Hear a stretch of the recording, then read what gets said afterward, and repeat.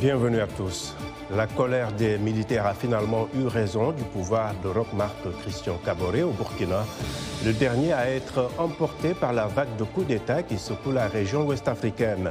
Ce qui avait démarré par une mutinerie dans plusieurs casernes pour réclamer le départ des chefs militaires et des moyens adéquats face aux groupes djihadistes s'est rapidement transformé en putsch. Le mouvement patriotique pour la sauvegarde et la restauration, avec à sa tête le lieutenant-colonel Paul Henri Sandaogo Damiba, est désormais aux commandes au Burkina. Il s'agit du troisième coup d'État en Afrique de l'Ouest en moins de 2 ans. Même si la prise du pouvoir par les militaires burkinabés est largement critiquée par les institutions internationales, les populations sont sorties à Ouagadougou pour soutenir l'armée. Qu'est-ce qui explique ce nouveau coup de colère des militaires au Burkina? Doit-on s'attendre à une plus grande présence des militaires dans le champ politique régional? La persistance des attaques djihadistes risque-t-elle de fragiliser davantage les systèmes politiques dans le Sahel? Réponse avec nos analystes.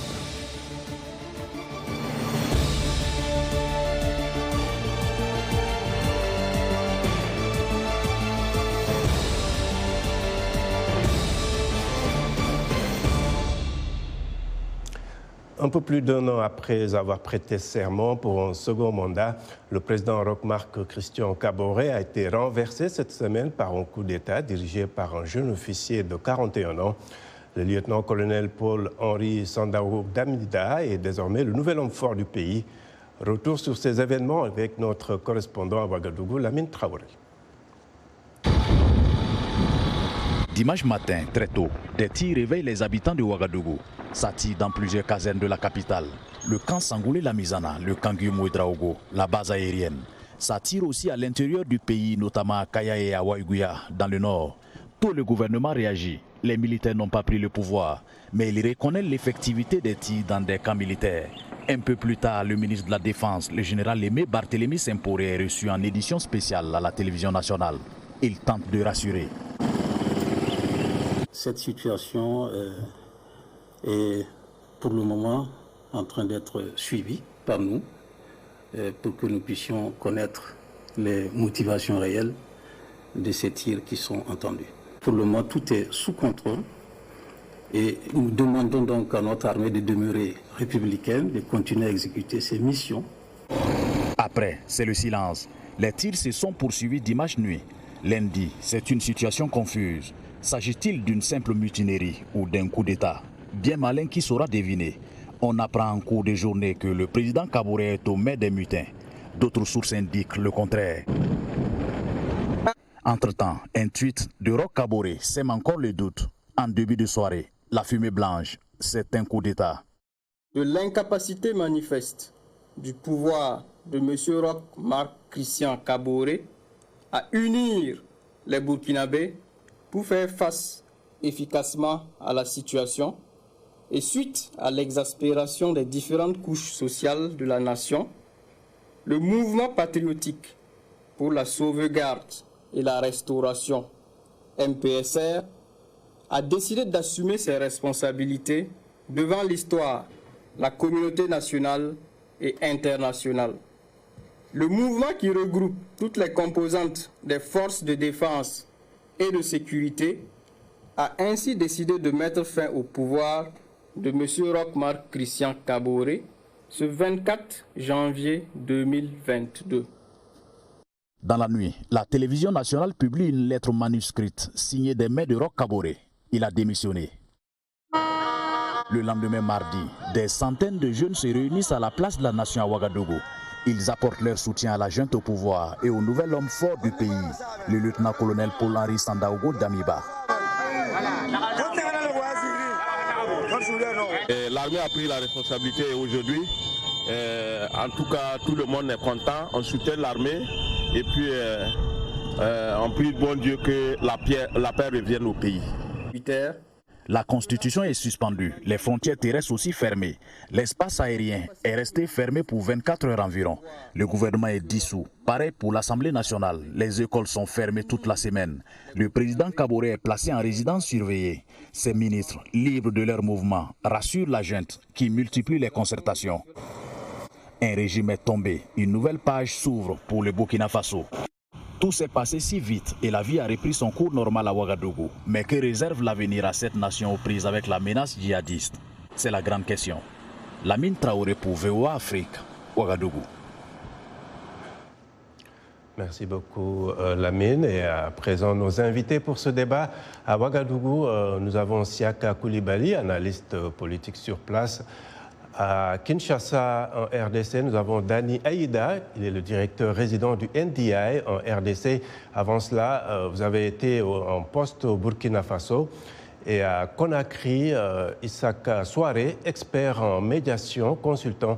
Vous êtes l'auteur de Guerre civile et coup d'État en Afrique de l'Ouest. Alors, merci à tous. Siaka Koulibaly, je démarre avec vous.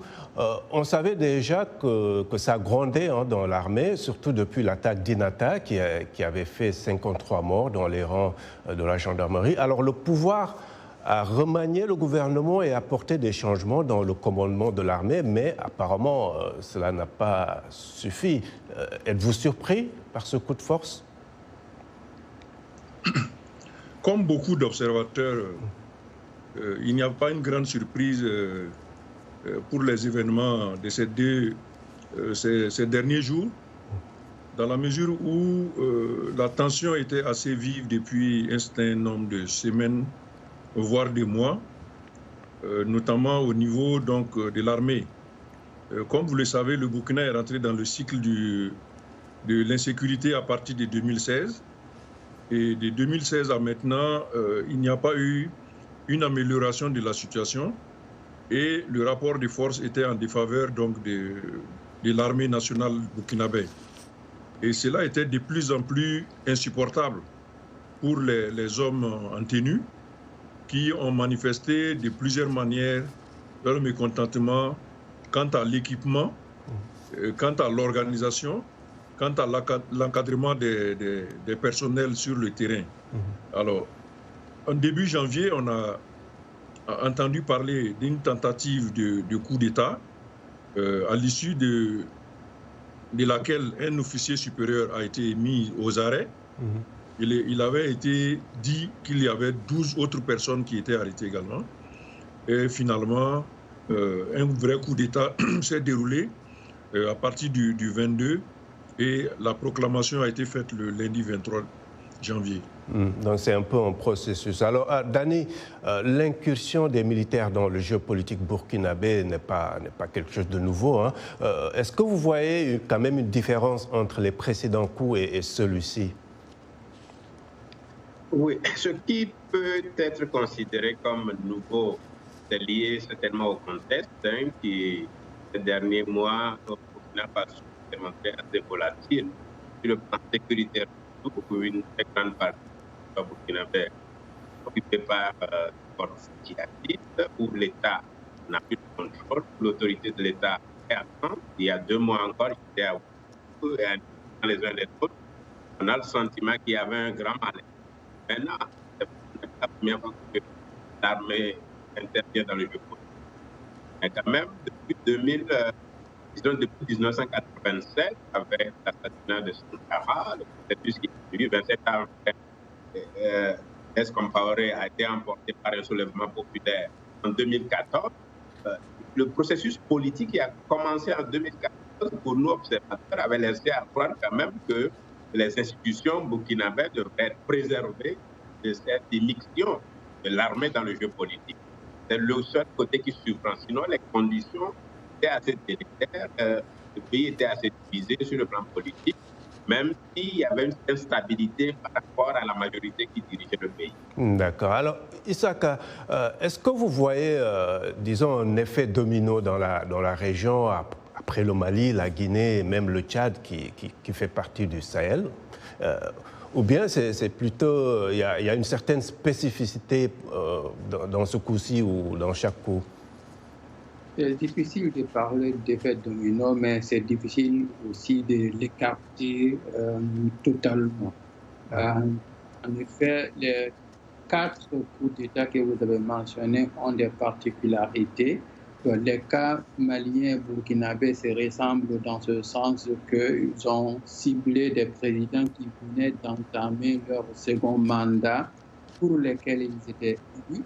et qui faisaient face aussi à des défis de sécurité.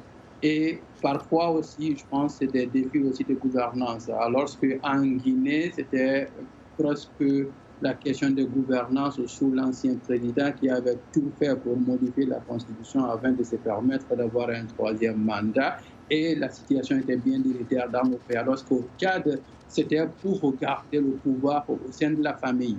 Mais on peut aussi voir aussi qu'ils s'inspirent les uns des autres. Il y a des termes, des mots qui sont utilisés par les uns et les autres. Et on peut dire que peut-être qu'il y a aussi pour les Burkinabés, voir qu'au Mali, il y avait un président qui était démocratiquement élu, qui venait à peine d'être réélu, et on a réussi à faire un coup d'État contre lui. On a mis en avant la question de son incapacité de venir à bout avec l'insécurité. Donc cela pourrait leur donner des idées. Donc je pense qu'il y a... Et on voit que ce sont tous des jeunes officiers, ils sont tous très jeunes. Exactement. Ça, c'est aussi une ressemblance qu'on peut voir, mais je pense qu'on est loin des temps, quand par exemple vous prenez la décennie de 70 où il y a eu 25 coups d'État militaires sur le continent, ou les 2 décennies suivantes, de 80 à 2000, où il y a eu 15 coups d'État réussis dans chacune de ces 2 décennies. On est encore loin de cela pour parler de contagion, mais il y a des ressemblances qu'on peut remarquer à D'accord. Alors, Siaka, est-ce que justement à Ouagadougou, on fait un peu un rapprochement ou une comparaison avec ce qui se passe ailleurs, notamment au Mali? Cela n'est pas dit officiellement, dans la mesure où les nouvelles autorités n'ont pas encore,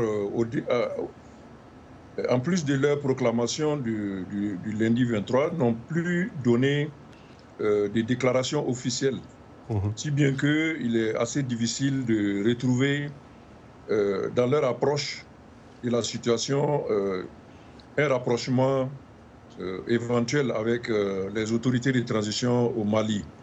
Mais cependant, dans la population, il y a des appels incessants et les manifestations de soutien aux militaires à la tête du pays, au Burkina Faso, ont vu des groupes de jeunes afficher des drapeaux de la Russie et au micro également appeler les autorités à faire appel à la Russie. Et c'est ce point qui peut permettre d'établir une corrélation entre la situation du Burkina Faso nouvelle et celle donc du Mali en cours déjà.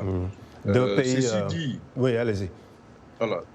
Ceci dit, le recours donc à la Russie n'est pas une question facile à régler dans la mesure où c'est une question stratégique. Donc là-dessus, il est très difficile de s'aventurer puisqu'on ne sait pas qu'est-ce que les militaires à la tête du pays au Burkina Faso ont comme conviction sur cette question-là. Mais ceci dit, on peut dire que leur présence déjà à la tête du pays peut permettre d'au moins d'équilibrer le rapport de force entre les groupes terroristes et l'armée nationale, dans la mesure où certains dysfonctionnements entre les unités qui combattaient le terrorisme et l'organisation des services de l'armée, l'équipement, il y avait beaucoup de questions qui étaient liées à la décision politique du président Kaboré. Donc on pense que ceux qui viennent de prendre le pouvoir peuvent savoir exactement qu'est-ce qu'il faut corriger pour au moins équilibrer le rapport de force avec les groupes terroristes. Revenir un peu sur cette question sécuritaire en seconde partie. Alors Dani Aïda, les questions de la bonne gouvernance et de ce qu'on appelle de plus en plus les coups d'État constitutionnels sont aussi souvent évoqués pour expliquer la prise du pouvoir par les militaires. Pour le cas du Burkina, quand même, le président Kaboré a été réélu pour un second mandat il y a juste un peu plus d'1 an. Comment est-ce que vous l'expliquez ? Je ne sais pas s'il y a vraiment une explication, mais il y a vraiment le constat quant à ce qu'on peut appeler le dépérissement de l'État au Burkina Faso qui a affaibli les institutions démocratiques du pays. Au point que le dialogue, il y a un ministre d'État au Burkina Faso, Théphile Diakité, qui est chargé de la réconciliation nationale, qui est dans un certain de pour essayer de raccorder les brèches entre les fils et filles du pays. Mais quand on voit le cheminement du Burkina Faso, on ne peut pas défendre légitimement que l'armée ait un rôle de régulation à jouer qualifier un coup d'État soit-il constitutionnel. Alors on espère qu'on a quelques petits soucis avec la connexion de Kinshasa, en espérant que ça va se régler tout de suite. Alors Isaka, quand on voit des présidents élus ou réélus avec des marges assez confortables, qui sont ensuite renversés par des militaires qui semblent, quoi qu'on dise, bénéficier d'un certain soutien populaire, qu'est-ce que cela vous inspire comme réflexion? Bon, d'abord, je pense qu'il y a des problèmes au niveau de la gouvernance dans un bon nombre de nos pays. Quand on voit par exemple le cas de la Guinée, un président qui a été élu, qui s'était battu pour la démocratie, qui à la fin de ses 2 mandats veut tout faire pour modifier la Constitution afin de s'y maintenir, cela peut faire réfléchir. Mais comme vous avez dit, au Burkina Faso et au Mali, c'était des présidents qui venaient à peine d'être élus pour le second mandat. On peut constater des problèmes, des failles dans leur gestion, au Mali surtout. Je pense que les gens avaient beaucoup d'espoir au président Ibeka, il vient au pouvoir, il y a népotisme, il y a corruption, il y a ça. Mais est-ce que cela justifie que des militaires se substituent ou s'érigent en régulateurs de la gestion publique? Ça, c'est autre chose. Autre question maintenant, qu'est-ce qui explique le soutien dont bénéficient les militaires lorsqu'ils viennent au pouvoir? Je pense que c'est classique. Il y a pour évaluer, parce que la question est posée souvent, un bon coup d'État. Je pense que les coups d'État ne peuvent être qualifiés de bons qu'à posteriori. Et moi, j'ai développé une formule pour évaluer la bonté des coups d'État, si je me le permets. Je pense que dès le coup d'État, il y a une euphorie. Et ça, c'est par rapport souvent au régime déchu. Donc, les populations sortent, ils applaudissent. Généralement, ce n'est pas pour applaudir pour les militaires qui sont venus, mais pour applaudir contre le régime déchu. Donc, dans ces premiers mois, je pense que l'émotion est vive et les promesses aussi qui sont celles des militaires font rêver. Donc, cela peut expliquer la sortie. Maintenant vient l'épreuve de la gestion du pouvoir. Qu'est-ce que les militaires vont faire pour justement mettre en œuvre les promesses des premières heures? Quand ou comment les militaires quittent en ce moment-là, on dit ce fut un bon coup. D'accord. Alors, nous allons lire quelques commentaires de nos téléspectateurs sur la page Facebook de VOA Afrique. Nous avons Archiduc Théodore à N'Djamena qui nous dit que la colère des militaires burkinabés est née de l'inefficacité du système sécuritaire mis en place pour lutter contre les attaques répétées des djihadistes. Cela pourrait affecter tous les autres pays du Sahel et il faudrait que les gouvernements cherchent de bons partenaires en sécurité avec des moyens sophistiqués. Et puis Alphonse Mbouaki à Kinshasa nous dit il n'est pas sûr que l'arrivée des militaires au pouvoir dans la sous-région soit une panacée à la neutralisation définitive des groupes terroristes. Il faut des programmes de développement pour que les populations sortent de la pauvreté et ne soient pas donc séduites par des recruteurs djihadistes.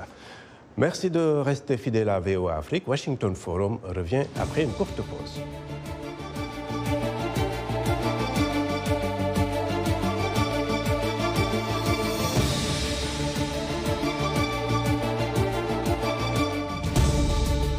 Washington Forum, le rendez-vous hebdomadaire de VOA Afrique à ne pas manquer. Chaque semaine, nous sommes ensemble pour 30 minutes pour décortiquer les grands sujets qui font l'actualité. Avec nos analystes et nos reporters, nous allons au fond des choses. Politique, économie, société, culture. Nous posons le débat et nos analystes sont là pour apporter l'éclairage. Washington Forum, c'est aussi vous, le public. Vous pouvez participer en réagissant au thème de la semaine sur nos réseaux sociaux. La rédaction de VOA Afrique vous donne rendez-vous sur ses chaînes partenaires, son site voafrique.com et sur ses plateformes numériques pour prendre part à ce forum réalisé dans nos studios à Washington. À très bientôt dans Washington Forum.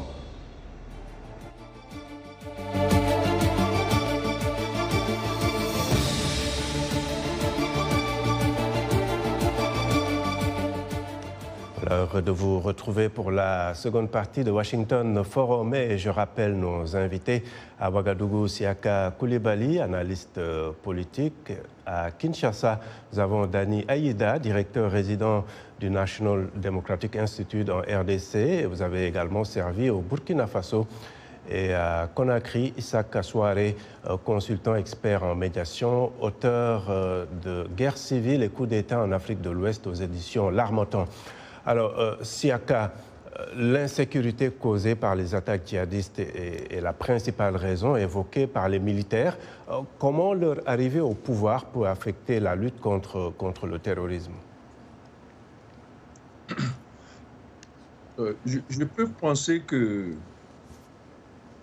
la direction des opérations par des spécialistes, notamment des militaires, est peut-être un facteur favorable à l'éradication des groupes terroristes, ou du moins la possibilité de les contenir en des zones restreintes, limitant donc leur incidence sur la situation nationale, la sécurité et le développement national. Et si vous faites le bilan également dans la sous-région ouest africaine, dans le Sahel, le bilan est en faveur des militaires. Vous avez d'abord, on commence par la Mauritanie, où depuis 2011, il n'y a plus une seule attaque. Le pays était dirigé par un militaire, remplacé par un autre militaire, ce qui a certainement permis de faciliter les résultats de la Mauritanie. Des anciens militaires quand même, hein? Oui, je parle d'anciens. Oui. Ils sont quand même des spécialistes du domaine, même s'ils ont quitté les rangs. Ils agissent toujours comme des militaires. C'est peut-être plus facile qu'un civil pur, je veux dire. On prend également le Tchad, qui relativement fait face à des rébellions formelles depuis très longtemps et réussissent à continuer également le phénomène. On vient tout de suite au Mali, où en quelques mois seulement, les résultats, je ne vais pas développer là-dessus, vous pourrez vous-même faire le constat, les résultats sont édifiants en matière de lutte. On n'entend plus d'attaques en ce qui concerne le Mali. Et on voit que j'ai des exemples précis comme la commune de Dogofri dans le cercle de Nyono, qui, pour la 5e semaine consécutive, le marché s'est réuni avec des opérateurs venus de tout le cercle. Alors que ça faisait plus d'une année que ce marché ne se réunissait plus. Donc, il y a plein de résultats comme ça qui montrent qu'au Mali aussi, la situation est en train de s'améliorer. D'accord. Pour le cas spécifique du Burkina Faso.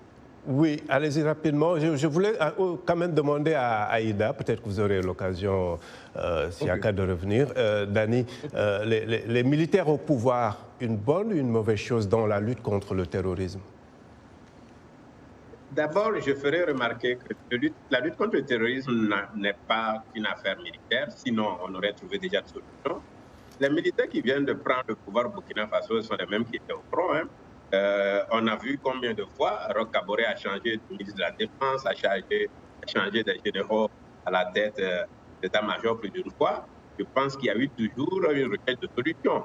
Maintenant, il y a d'autres facteurs. Et je crois que l'extrémisme violent qu'on voit dans le Sahel, y compris au Burkina Faso, la radicalisation qu'on voit, c'était une crise endogène de la gouvernance dans ce pays-là. Donc, les armées sont formées pour affronter des adversaires, des ennemis qui sont extérieurs. Il y a des solutions à forger. Il se fait que le nouvel homme fort du Burkina Faso se dit expert à la matière de lutte contre le terrorisme. Si c'est le cas, ça veut dire que d'ici 2 ou 3 mois, il trouverait une solution définitive. Mais si c'est le cas également, il l'aurait fait auparavant puisqu'il était déjà impliqué dans... Peut-être qu'il n'a pas il n'a pas les coups de franche partout. C'est un homme de terrain.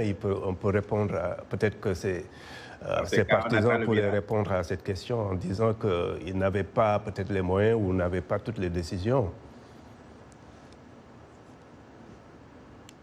Allez-y. Oui, tout à fait. Bon, c'est ce qu'on peut dire. Maintenant, on observe qu'il y a peut-être une période d'état de grâce qu'on peut lui accorder.